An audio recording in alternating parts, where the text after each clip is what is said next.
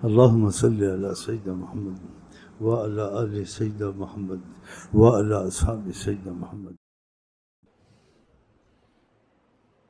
اکٹھے سب جگہ ہو جاتے اب ہم اکٹھے ہوئے ہیں سب، لیکن آپ یہ دعوت سے کہتے ہم ایک دل ہیں، ایک نیت ہیں،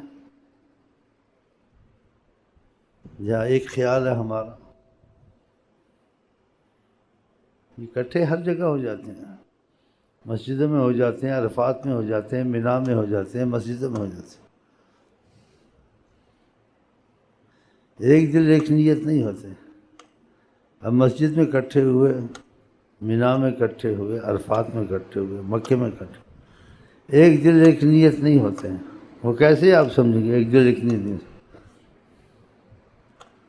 ہر ایک کا عمل جدا ہے، اس میں تبدیلی نہیں آئی. مسجد میں آیا، مسجد سے نکلا، مکے میں آیا، مکے سے نکلا. ہاں جی، مدینہ شریف گیا، سلام پڑھا حضرت محمد مصطفیٰ پہ. ہاں جی، وہاں سے نکلا تو وہ دل محمد صلی اللہ علیہ وسلم کی محبت والا نہیں تھا. اسی کاموں میں تبدیلی نہیں آئی. بے نمازی تھا تو بے نمازی تھا، حضور کی سنتوں سے محبت نہیں تھی، وہی حال. تو کیا لینے گیا تھا وہاں؟ صحیح یہ بات غلط ہے.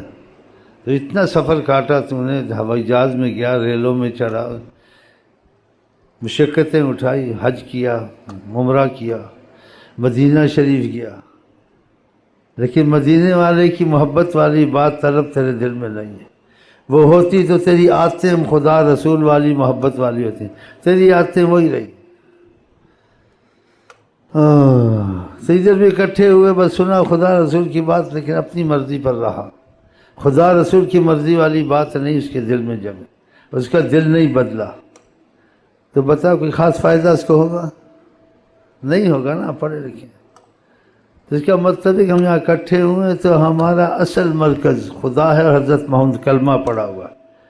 تو ہمیں ایمان کے تقاضے سے مضبوط نہیں ہوں گے تو اسلام کا فائدہ نہیں ہوگا. کہ اسلام سے مطلب ہے کہ ایمان کا اس کا مسئلہ مضبوط ہو جائے. ایمان کا مسئلہ یہ ہوتا ہے محبت خدا رسول سے ایسی ہو جائے، اندھا ہو جائے. جو خدا رسول چاہے، نہ زمانے کو دیکھے، نہ مفاد کو دیکھے، نہ حالات کو دیکھے.